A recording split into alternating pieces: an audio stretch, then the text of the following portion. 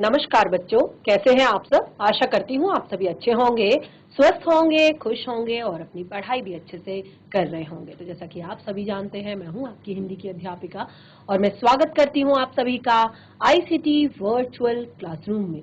और आज हम यहाँ पर एकत्रित हुए हैं पढ़ने के लिए क्लास 11th की हिंदी। क्लास 11th की हिंदी में आज हम पढ़ेंगे हमारी आरोह पाठ्य पुस्तिका भाग 1 के गद्य खंड का पाठ 5, जिसका नाम है गलता लोहा। ये पाठ लिखा गया है शेखर जोशी जी द्वारा और इस पाठ में यहाँ पर जातिगत विभाजन, जो समाज में जातिगत विभाजन किए जाते हैं और उसी के आधार पर उनके कार्य को भी निर्धारित किया जाता है, उनके कार्यों को भी निर्धारित किया जाता है, वो चीजें यहाँ पर शेखर जोशी जी ने उजागर की हैं। तो देखिए, कुछ चीजें जो है, कुछ कार्य जो है निम्न वर्ग के लोगों के लिए और कुछ एक तरह से यहाँ पर जातिगत विभाजन किया है, तो निम्न जाति के लोगों के लिए कुछ चीजें निर्धारित कर दी गई हैं और कुछ बातें जो हैं उच्च वर्ग के जो संभ्रांत लोग हैं उनके लिए एक तरह से निर्धारित कर दी गई है कि कुछ काम जो है वो सिर्फ ये जाति वाले कर सकते हैं और कुछ काम जो है वो केवल उच्च जाति वाले लोग कर सकते हैं। लेकिन कई बार क्या होता है कि जीवन में कुछ जो ऐसी परिस्थितियां आ जाती हैं, ऐसी चीजें आ जाती हैं कि कई बार ये दोनों जो है एक साथ एक ही जगह पर खड़े होते हैं। तो क्या एक जो टेक्निकल ज्ञान है, जो एक तकनीक का जो ज्ञान है, एक तरह से जो कोई भी काम है, यहाँ पर एक तरह से ये बताने की कोशिश की गई है कि कोई भी काम छोटा या बड़ा नहीं होता है, या कोई भी काम जाति पर आधारित नहीं होता है कि कोई इस जाति का है तो वो यही काम करेगा या उस जाति का है तो वो वही काम करेगा। जो इंसान के पास जितनी कैपेसिटी होती है या जिस चीज की नॉलेज है, अगर वो उसके आधार पर काम करे तो शायद ज्यादा बेहतर हो सकता है। ये चीजें यहाँ पर काफी सारी चीजें बताने की कोशिश की गई है शेखर जोशी जी द्वारा। तो चलिए स्टार्ट करते हैं अपने इस चैप्टर को। चैप्टर का नाम फिर से यहाँ पर लेते हैं गलता लोहा और लेखक है शेखर जोशी जी। एक बार शेखर जोशी जी का जीवन यहाँ पर पढ़ लेते हैं, जीवन परिचय। तो इनका जन्म सन 1932 अल्मोड़ा जिले उत्तरांचल में हुआ था। यानी कि हमारे जो उत्तराखंड का पहला जो नाम था, पहले उत्तरांचल हुआ करता था, तो उत्तरांचल यहाँ पर लिखा हुआ है। तो इनका जन्म 1932 में अल्मोड़ा जिले में हुआ था। इनकी काफी रचनाएं यहाँ पर दी गई हैं। कोशी का घटवार, कोशी नदी जो है उसके बारे में लिखा गया है, कोशी का घटवार, साथ के लोग, अगला है दाजू। ये आपके अपनी जो इन्होंने भाषा है, जो हमारी पहाड़ी भाषा होती है, उसमें जो बड़े भाई होते हैं उनको दाजू कहा जाता है।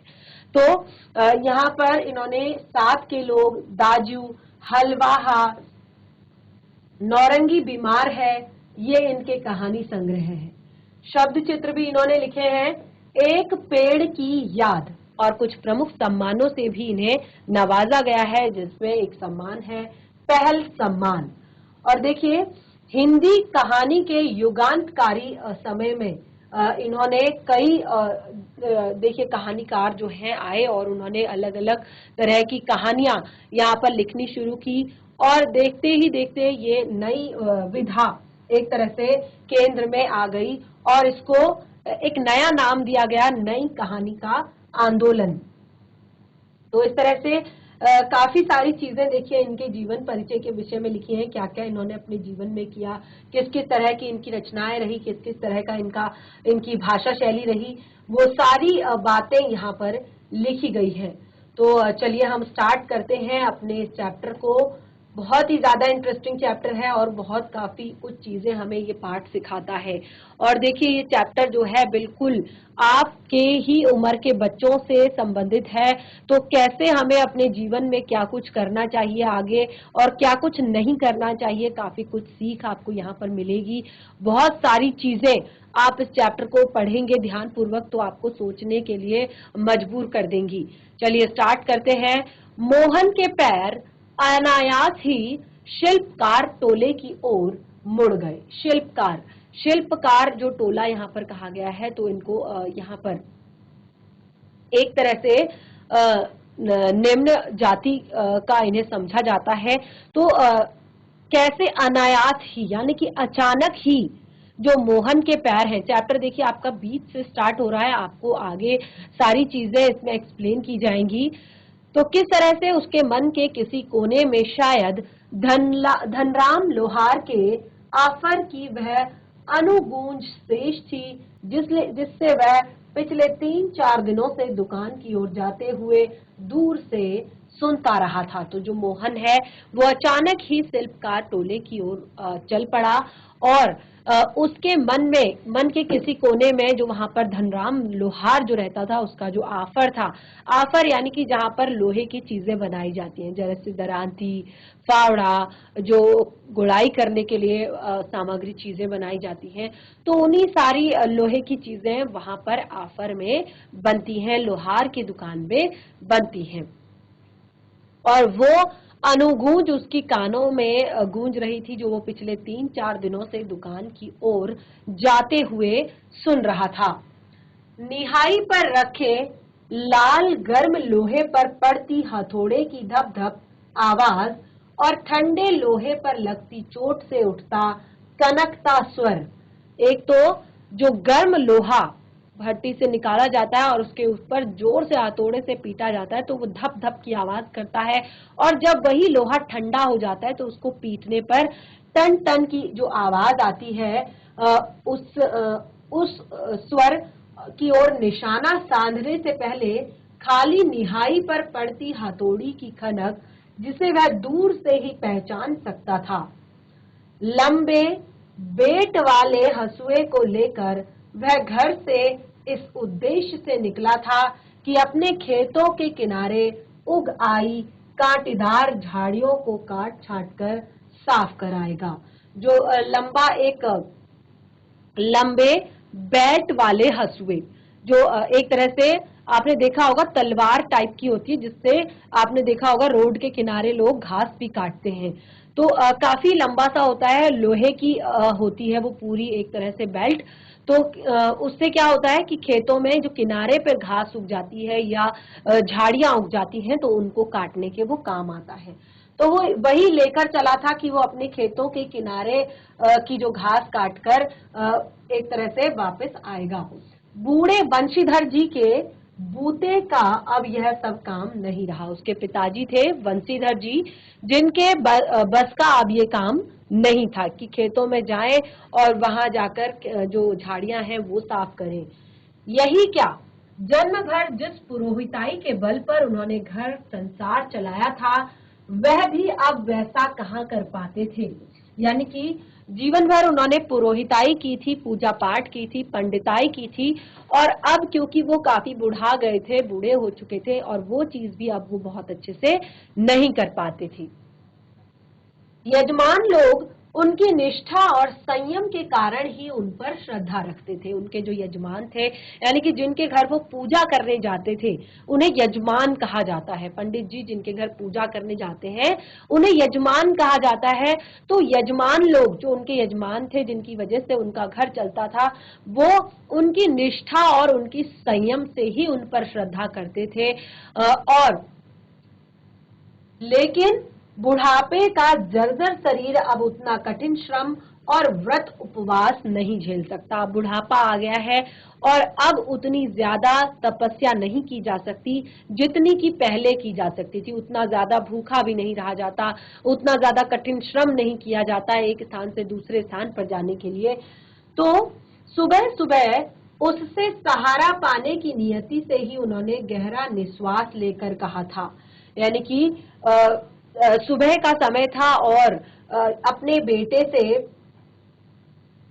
एक तरह से सहारा पाने की नियति से उन्होंने कहा था, गहरा निश्वास लेकर, आज गणनाथ जाकर चंद्रदत्त जी के लिए रुद्री पाठ करना था।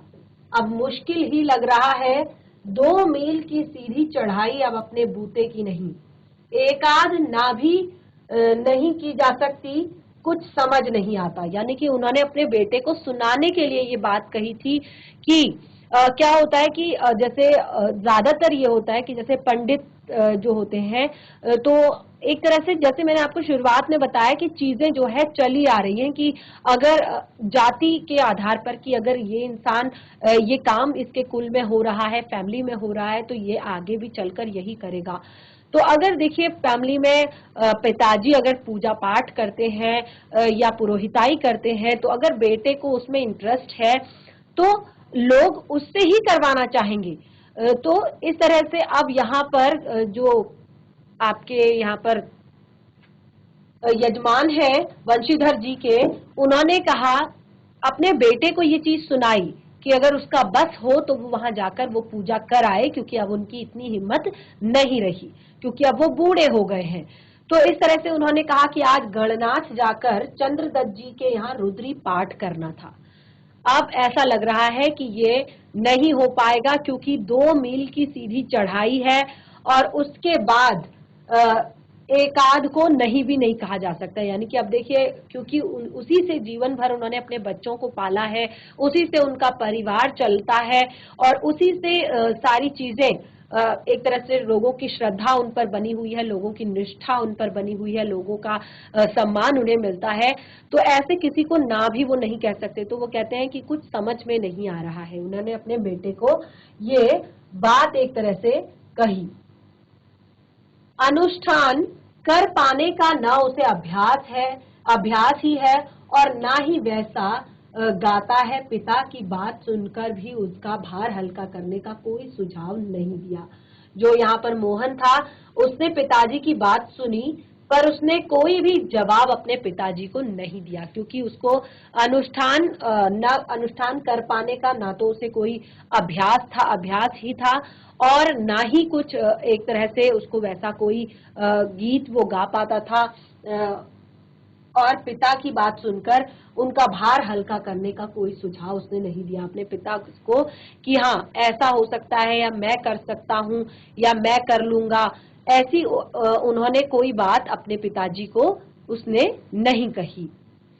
जैसे हवा में बात कह दी गई थी वैसे ही अनुत्तरित रही, और उनके पिताजी ने बिल्कुल बिना किसी की ऐसा नहीं कि किसी को कहा हो या किसी ने पूछा हो, बिल्कुल जैसी ही बात हवा में कही गई थी वैसे ही बात अनुत्तरित रह गई। यानी कि किसी ने भी उस लाइन का कोई भी न सुझाव न उत्तर दिया।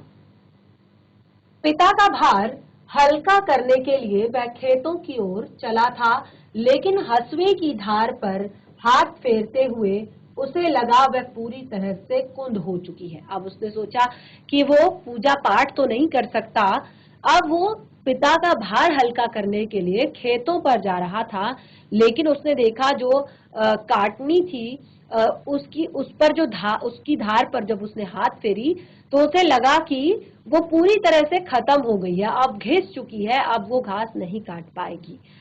अब धनराम अपने बाएं हाथ से धोकनी फूंकता हुआ दाएं हाथ से भट्टी में गर्म होते लोहे को उलट पुलट रहा था। अब जब मोहन धनराम लोहार के आफर पर पहुंचा तो उसने देखा कि धनराम जो है अपने बाएं हाथ से धोकनी को फूंक रहा है और दाएं हाथ से उस लोहे को उलट पुलट कर रहा है, और मोहन भट्टी से दूर हटकर एक खाली कनस्तर के ऊपर जा बैठा और उसकी कारीगरी को पारखी निगाहों से देख रहा था। जो मोहन था वो दूर बैठकर उसकी कारीगरी को अपनी एक तरह से पारखी निगाहों से देख रहा था। वो दूर बैठ गया एक कनस्तर के ऊपर और वहां से वो धनराम को देख रहा था।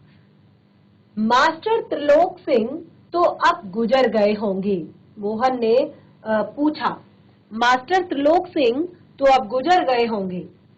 तो दोनों अपने बचपन की दुनिया में लौट आए थे। अब दोनों जो है अपने बचपन की बातें यहाँ पर करने लगे थे।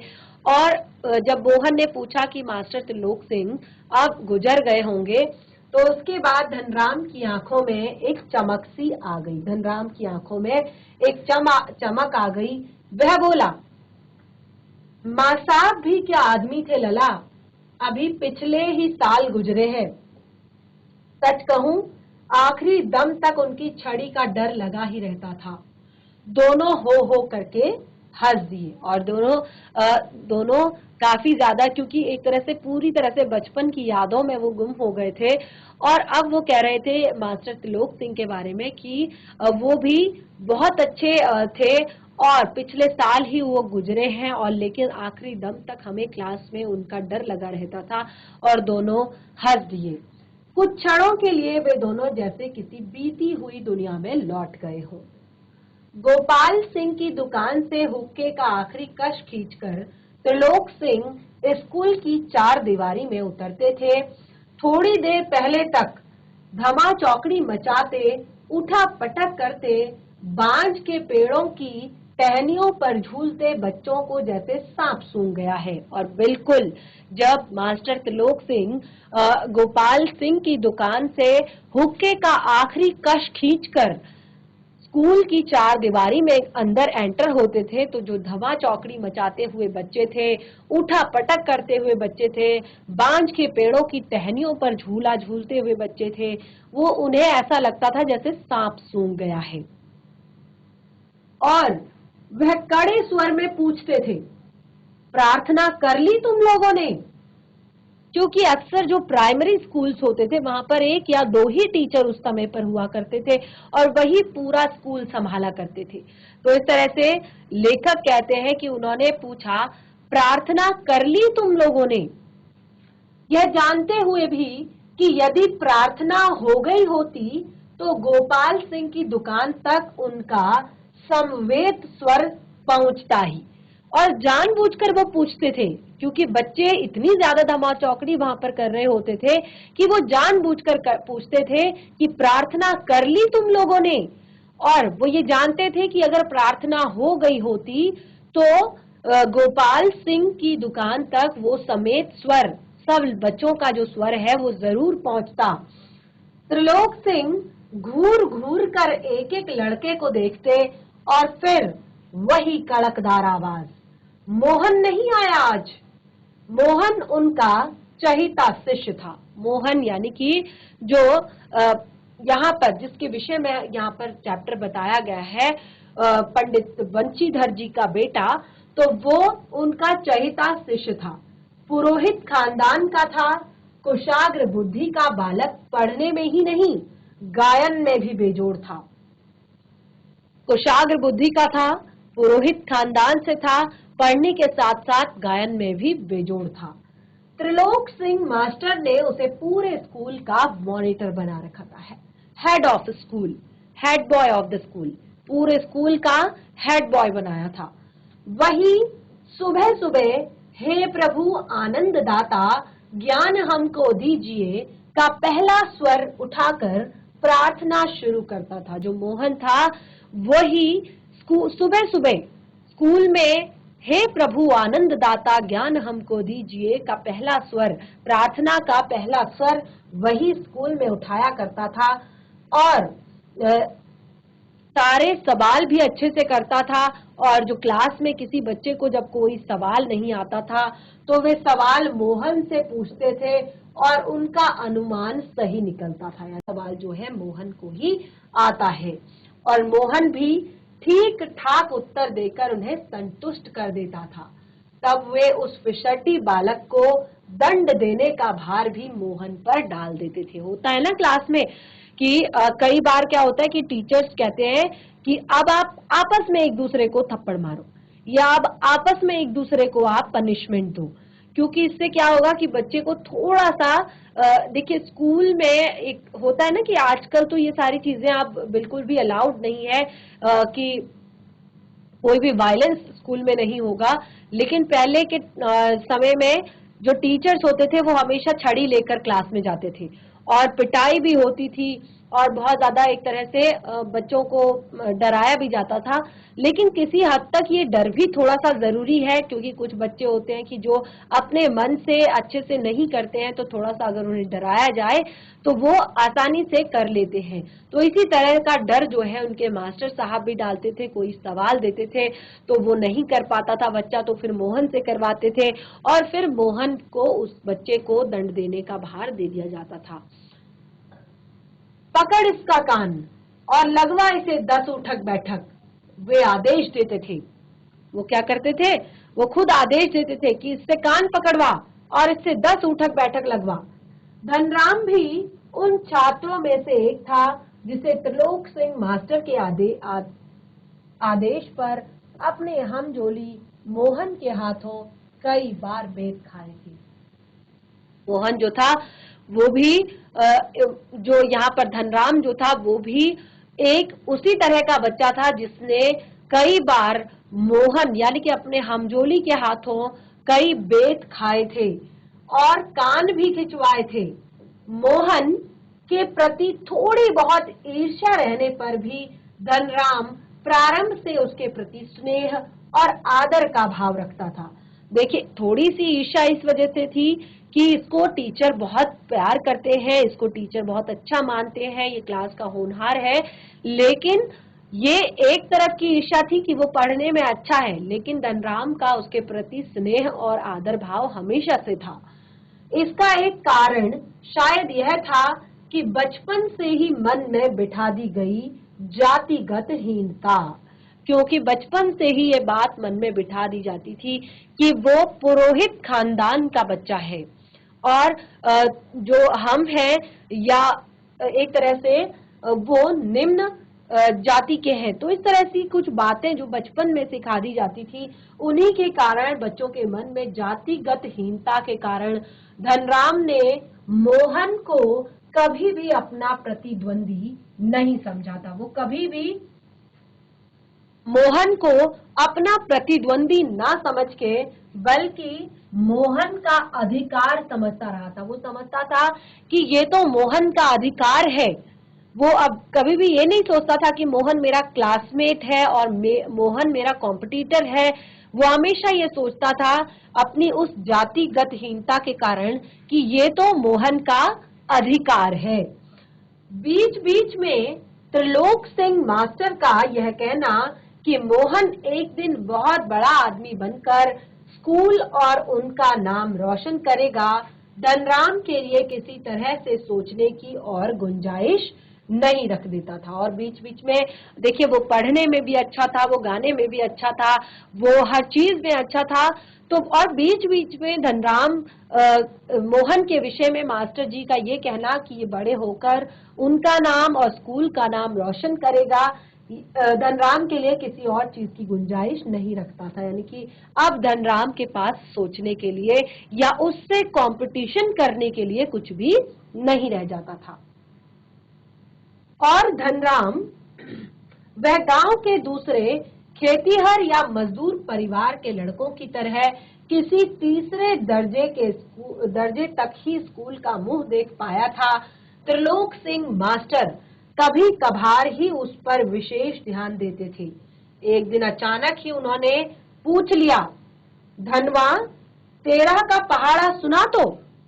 देखिए, क्योंकि बहुत कम ऐसा होता था कि मास्टर जी उस पर ध्यान दिया करते थे, और क्योंकि जो उनको लगता था कि ये भी अगली 1-2 साल बाद ये भी स्कूल छोड़ देगा और अपने जिस तरह से गांव के जो खेतीहर लोग हैं या गांव के जो दूसरे मजदूर परिवार के जो लोग हैं उनकी तरह ये पढ़ाई छोड़ देगा, तो इस पर क्या ध्यान दिया जाए।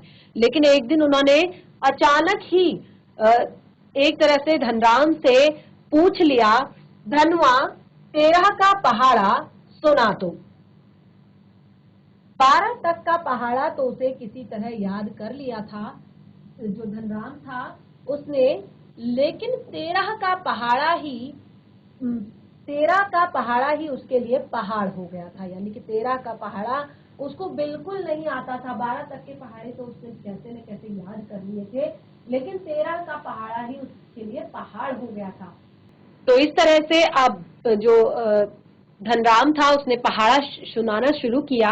13 एकम 13, 13 दूनी 24, और जो पड़ी उसे सटाक एक संटी उसकी पिंडलियों में मासाब ने लगाई थी। जो पतली सी डंडी होती है ना, उसको संटी बोलते हैं, बिल्कुल पतली सी और उससे बहुत तेज लगती है। तो जब धनराम पहाड़े सुनाने लगा, उसने स्टार्ट किया, 13 का पहाड़ा शुरू किया। 13 एकम 13, 13 दूनी 24। तो उसको एक सटाक माँ साहब ने उसकी पिंडलियों पर, यानी कि पैर के पीछे, जो पैरों के पीछे यहाँ पर उसको जोर से पड़ी और वो टूट गई। गुस्से में उन्होंने फिर से आदेश दिया, जा नाले से एक अच्छी मजबूत संटी तोड़कर ला, फिर तुझे 13 का पहाड़ा याद कराता हूं। और उन्हें 13 का पहाड़ा याद कराता हूं ये बोलकर उसे संटी लेने भेज दिया। और मास्टर जो त्रिलोक सिंह थे, उनकी एक अलग यहाँ पर खासियत थी कि जिसको भी पिटना होता था उसी को अपने लिए खुद हथियार जुटाना होता था। यानी कि अगर किसी को पिटना है तो वो खुद से अपने लिए संटी तुड़वा कर लाएगा। तो यहाँ पर जाहिर है बलि का बकरा अपने से अधिक मास्टर के संतोष को ध्यान में रखकर टहनी का चुनाव ऐसे करता था जैसे वो अपने लिए नहीं बल्कि किसी दूसरे को दंडित करने के लिए हथियार का चुनाव कर रहा हो। यानी कि मास्टर जी को तब भी खुश करना था, मास्टर जी के लिए तब भी सोचना था, जब संटी तोड़नी थी तो मास्टर जी के लिए तब सोचना था कि ऐसे तोड़नी है कि भाई मास्टर जी खुश हो जाएं, और बस अपनी पिटाई उस टाइम ध्यान नहीं रखनी थी। धनराम की मंद बुद्धि रही हो या मन में बैठा हुआ डर, पूरे दिन घोटा लगाने पर भी उसे 13 का पहाड़ा याद नहीं हो पाया था। छुट्टी के समय जब माँ साहब ने उसे दोबारा पहाड़ा सुनाने को कहा तो तीसरी सीढ़ी तक पहुंचते पहुंचते वह फिर लड़खड़ा गया। लेकिन इस बार मास्टर त्रिलोक सिंह उसके लिए लाए हुए बेत का उपयोग करने के बजाय जबान की चाबुक लगा दी। इस बार देखिए सुबह से उसको याद करा रहे थे, और ये उसकी मंदबुद्धि कहे या उसके मन में बैठा हुआ कि बार बार याद कराने पर भी उसको तीसरी सीढ़ी यानी कि 13 तिया बोलने पे वो लड़खड़ा गया। और इस बार मास्टर जी ने उसे एक तरह से उसके लाए हुए बेत का उपयोग उसके लिए नहीं किया बल्कि जुबान की चाबुक लगा दी। और वो क्या वर्ड उन्होंने कहे, तेरे दिमाग में तो लोहा भरा है रे, विद्या का ताप कहाँ लगेगा इसमें। तेरे दिमाग में तो लोहा भरा है रे, विद्या का ताप कहाँ लगेगा इसमें। तो इस तरह से देखिए क्या होता है कि अगर कोई आपको कितना भी हाथ से कितना भी मार ले, कोई भी घाव होता है वो 1 या 2 दिन में भर जाता है। अगर आप गिर जाते हैं, कोई चोट आपको लग जाती है तो 1 या 2 दिन में वो घाव भर जाता है। लेकिन कई बार कुछ ऐसे शब्द होते हैं जो अगर सामने वाला कुछ बोल दे तो फिर वो कई दिनों तक हमें परेशान करते हैं, कई दिनों तक हमें चुभते रहते हैं। तो उनके द्वारा लगी हुई चोट जो है वो कभी भी शायद नहीं मिटती शब्दों के द्वारा। तो इसी तरह की एक चाबुक उन्होंने लगाई थी कि तेरे दिमाग में लोहा भरा है रे, विद्या का ताप कहाँ लगेगा इसमें। अपने थैले से 5-6 दरातियां निकालकर उन्होंने धनराम को धार लगाने के लिए पकड़ा दी थी।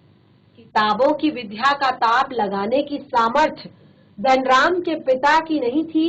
धनराम हाथ पैर चलाने लायक हुआ ही था कि बाप ने उसे धोकनी फूंकने और सान लगाने के कामों में उलझाना शुरू कर दिया, क्योंकि एक तरह से उनकी जो स्थिति थी, आर्थिक स्थिति थी, वो भी बहुत ज्यादा अच्छी नहीं थी। तो जैसे ही धनराम होश संभालने लायक हुआ, अपने समझने लायक हुआ, तो उनके पिता ने उन्हें अपने साथ जो आफर का काम था, धोकनी फूंकना या सान लगाना, इन सब में हेल्प करने के लिए उसको बुलाना शुरू कर दिया। और फिर धीरे धीरे हथौड़े से लेकर घन चलाने की विद्या सिखाने लगा। फर्क इतना ही था कि जहां मास्टर त्रिलोक सिंह उसे अपनी पसंद का बेत चुनने की छूट देते थे, वहां गंगा राम इसका चुनाव स्वयं करते थे। और जरा सी गलती होने पर छड़, बेत, हत्था जो भी हाथ लग जाता उसी से अपना प्रसाद दे देते थे। तो जो धनराम था उसके पिता का नाम था गंगाराम। तो एक तरह से जहां स्कूल में जो उनके टीचर थे त्रिलोक जी, वो त्रिलोक सिंह जी, वो उसे अपनी बेत चुनने की छूट देते थे, अपने लिए डंडा खुद लाने की छूट देते थे, और बल्कि उनके पिताजी इसका चुनाव खुद करते थे, और जरा सी गलती होने पर हाथ में चाहे छड़ हो, चाहे बेत हो, चाहे हत्था हो, जो भी हाथ लगता था उससे वो अपना प्रसाद उसे दे देते थे, ये सारी चीजें सिखाने में।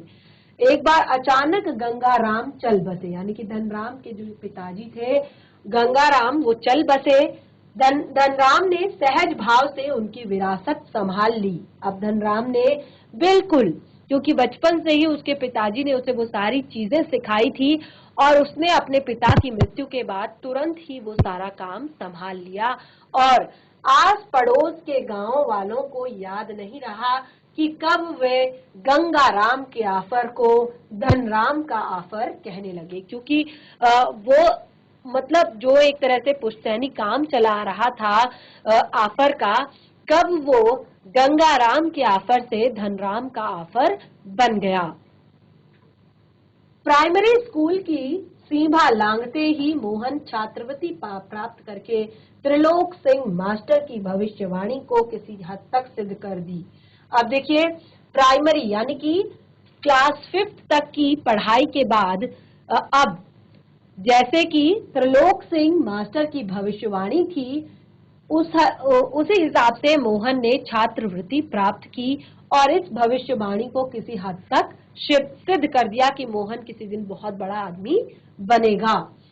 साधारण हैसियत वाले यजमानों की पुरोहिताई करने वाले वंशीधर तिवारी का हौसला बढ़ गया। अब वंशीधर तिवारी जी सोचने लगे कि उनका बच्चा पढ़ने में अच्छा है, उनका थोड़ा सा हौसला बढ़ा, और वे अपने पुत्र को पढ़ा लिखा कर बड़ा आदमी बनाने का स्वप्न देखने लगे। अब देखिए, उनका बच्चा पढ़ने में अच्छा था, अच्छा काम कर रहा था, तो अब उनके पिताजी ने भी स्वप्न देखने शुरू कर दिए। उन्होंने चाहा कि उनका बच्चा बड़ा होकर पढ़ लिख कर बड़ा आदमी बने। पीढ़ियों से चले आते पैतृक धंधे ने उन्हें निराश कर दिया था। दान दक्षिणा के बूते पर वे किसी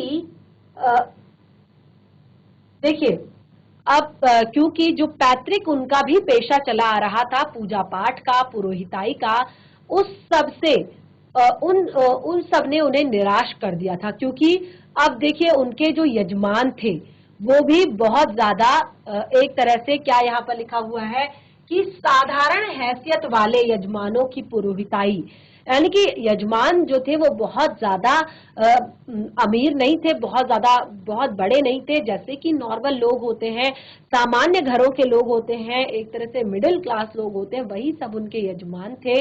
तो ऐसे यजमानों की पुरोहिताई करने वाले वंशीधर ने अब एक स्वप्न देखना शुरू कर दिया, और अब ये पैतृक धंधा उन्हें निराश भी कर रहा था, क्योंकि काफी ज्यादा जो इनकम थी उसमें नहीं हो पा रही थी, और वो चाह रहे थे कि उनका बेटा ये सब चीजें ना करे। तो उन्होंने अब अपने बच्चे को लेकर हार्दिक इच्छा जताई कि वो पढ़े लिखे, आगे बढ़े, कुछ अच्छा करे। लेकिन इच्छा होने भर से सब कुछ नहीं होता, कि अगर केवल इच्छा हो तो उससे सब कुछ नहीं होता। वहां पर पढ़ाई के लिए, आगे की पढ़ाई के लिए जो स्कूल था वह गांव से 4 मील दूर था। 2 मील की चढ़ाई के अलावा बरसात के मौसम में रास्ते पर पड़ने वाली नदी की भी समस्या थी, और वंशीधर ने बिल्कुल भी हिम्मत नहीं हारी, लड़के का नाम स्कूल में लिखवा दिया। उन्होंने ये सारी प्रॉब्लम्स नजरअंदाज करके बच्चे का नाम स्कूल में लिखा दिया। अब मोहन लंबा रास्ता तय करके स्कूल जाता, और छुट्टी के बाद थका मांदा घर लौटता तो पिता पुराणों की कथाओं से, विद्यावसनी से बालक को उदाहरण देकर उत्साहित करने की कोशिश करते थे। वर्षा के दिनों में कई बार नदी पार करने में कठिनाई देखते हुए वंशीधर ने नदी पार के गांव में यजमान के घर मोहन का डेरा तय कर दिया था। घर के अन्य बच्चों की तरह मोहन भी खा पीकर स्कूल जाता और छुट्टियों में नदी उतार पर होने पर गांव लौट आता। तो इस तरह से संयोग की बात, एक बार छुट्टी के पहले दिन जब नदी का पानी उतार पर था, यानी कि छुट्टी का पहला दिन था, नदी का पानी उतार पर था, उतार पर ही था और मोहन कुछ घसियारियों के साथ नदी पार करके घर आ रहा था। मोहन छोटा ही था और कुछ घसियारियों यानी कि जो घास काटने वाली महिलाएं होती हैं, उनके साथ नदी पार करके वो घर आ रहा था। तो अचानक नदी पहाड़ के दूसरी तरफ जब भारी वर्षा होने के कारण नदी का पानी बढ़ गया और पहले की धार में झाड़ झंकाड़ और पात पतेल आने शुरू हुए, यानी कि पानी जो है, नदी का पानी जो है उसमें पहले ही जो झाड़ झंकाड़ है वो आना शुरू हुआ, पत्ते पुत्ते आने शुरू हुए और उसके बाद घसियारियों ने तेजी से पानी को काटकर आगे बढ़ने की कोशिश की, लेकिन किनारे ही पहुंचते पहुंचते मटमैले पानी का रेला उन तक आ ही पहुंचा और वे लोग किसी प्रकार सकुशल पहुंचने में सफल हो गए, यानी कि किसी प्रकार बड़ी मुश्किल से वो नदी पार करके कुशल निकलने में सफल हुए। इस घटना के बाद वंशीधर घबरा गए थे, क्योंकि जो वंशीधर थे उनका एक ही बेटा था और ये जो घटना थी ये बहुत ही ज्यादा एक तरह से खतरनाक थी, क्योंकि उनका बच्चा अभी छोटा था और वो अपने बच्चे के भविष्य को लेकर काफी ज्यादा चिंतित हो गए कि कैसे इस तरह से कैसे उनका बच्चा अपनी पूरी पढ़ाई आगे की कर पाएगा, अपनी पढ़ाई को कंप्लीट कर पाएगा। तो काफी ज्यादा चिंता उन्हें होने लगी। बिरादरी के एक संपन्न परिवार का युवक रमेश उन दिनों लखनऊ से छुट्टियों पर गांव आया हुआ था। अब देखिए, होता है गांव में कि जो अपनी बिरादरी के लोग होते हैं, जब वो छुट्टियों में घर आते हैं तो काफी सारे लोगों से बातचीत करते हैं, मिलते हैं, उठना बैठना होता है। तो इसी तरह से बंशीधर ने भी बातों बातों में मोहन की पढ़ाई के संबंध में उनसे अपनी चिंता प्रकट की।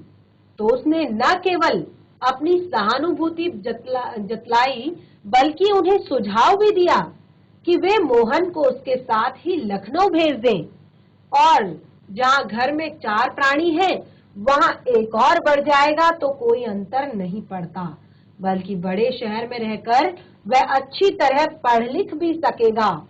तो इस तरह से यहाँ पर वंशीधर जी को काफी ज्यादा एक तरह से काफी ज्यादा उन्हें एक तरह से ऐसा लगा कि कोई उनकी मदद के लिए तैयार हुआ, काफी अच्छा उन्हें वहां पर लगा और इस खुशी में उनके आंखों से पानी छलछलाने लगा।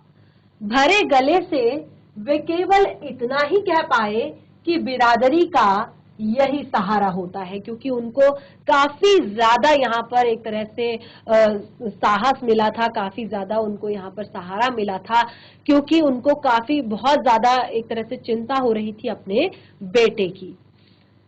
छुट्टियां शेष होने पर रमेश वापस लौटा तो माँ बाप अपने गांव की दुनिया से बिछड़कर सहमा सहमा सा मोहन भी उनके साथ लखनऊ आ गया। अब मोहन की जिंदगी का एक नया अध्याय शुरू हुआ। घर की दोनों महिलाएं, जिन्हें वह चाची और भाभी कहकर पुकारता था, का हाथ बटाने के अलावा धीरे धीरे वह मोहल्ले की सभी चाचियों और भाभियों के काम में हाथ बटाने का साधन बन गया। अब देखिए, वो शहर आया था पढ़ने के लिए, उसको इस नाम से इस तरह से शहर उसको लाया गया था कि उसको वहां पर पढ़ने में हेल्प हो पाएगी, मदद हो पाएगी। लेकिन किस तरह से शहर जाने के बाद उसका पूरा जीवन बदल गया और ये पूरा पाठ लिखा गया। ये बहुत ही ज्यादा मार्मिक घटना है, ये बहुत ही ज्यादा मार्मिक कहानी है। आप इसको आगे पढ़ेंगे किस तरह से यहाँ पर मोहन का जीवन बदल गया पूरी तरह से और पंडित वंशीधर के जो सपने थे वो पूरी तरह से खाक हो गए। तो वो सारी चीजें हम आगे अपने अगले सेशन में कंटिन्यू करेंगे। आज जितना भी पढ़ा है उसको घर पर एक बार रिवाइज कीजिए और नेक्स्ट सेशन में हम अपने टॉपिक को आगे बढ़ाएंगे। तब तक के लिए धन्यवाद। आपका दिन शुभ हो।